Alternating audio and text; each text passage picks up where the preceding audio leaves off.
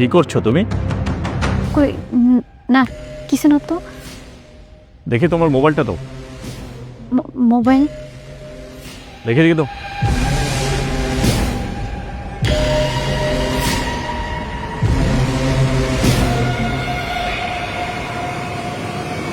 তার মানে বাবা যেটা বলেছেন সেটাই সত্য।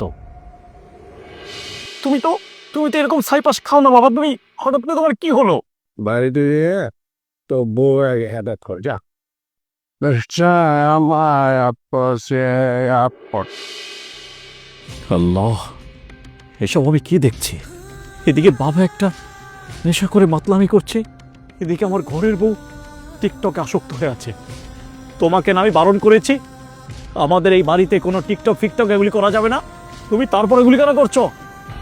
না মানে বাসায় কেউ নেই তো, একা একা ভালো লাগছিল না, তাই একটু টিকটকে টাইম পাস করছিলাম। কি বললে তুমি? টাইম পাস করছো? আল্লাহ, এটা বলে টাইম পাস করছে? এই শোনো, জায়নামাজ নিয়ে নামাজের বিছানায় নামাজ পড়ে টাইম পাস করো, যেখানে এহকাল এবং পরকালে শান্তি পাবে তুমি। আর তুমি যেটা করছো সেটা দোজখের আগুনের কাজ করছো। আমার ভুল হয়ে গেছে।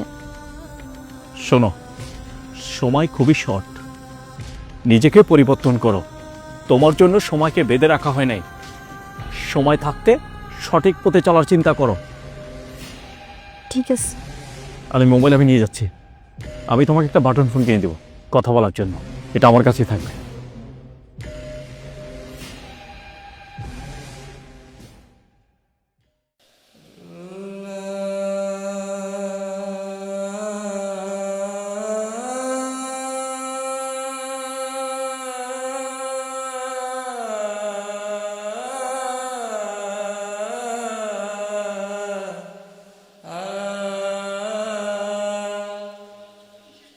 বাবা, নামাজ পড়েছো?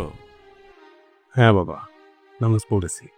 আজকের দিনটা দেখার জন্যই আমি অপেক্ষা করেছি। যেমন বাবা? বৌমাকে দেখলাম নামাজ পড়তেছে, খুব খুশি লাগছে বাবা, খুব শান্তি গেল।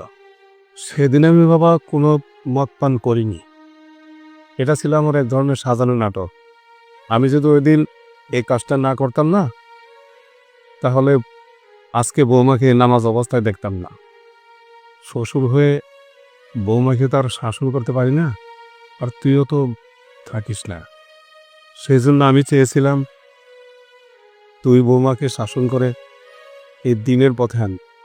তুমি যে তোমার ছেলের বউকে পরিবর্তন করার জন্য নাটক সাজিয়েছ আমি বুঝতে পারি না বাবা। শুক্রিয়া বাবা।